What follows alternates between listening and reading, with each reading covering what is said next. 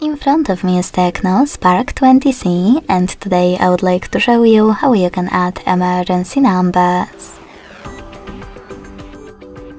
Begin by opening Settings and scrolling down to access Safety and Emergency. Then hit Emergency Contacts and tap on Add Contact.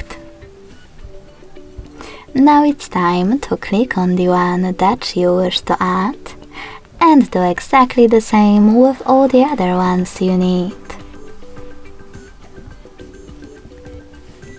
To delete one of your contacts, click on this X next to the one that you wish to get rid of. Then confirm your choice in the pop-up. If you wish to change order of your contacts, hit Reorder at the top right corner. Drag them.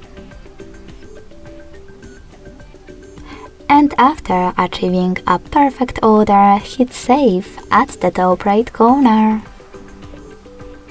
Thanks so much for watching. If you enjoyed this video, don't forget to leave a like, comment and subscribe.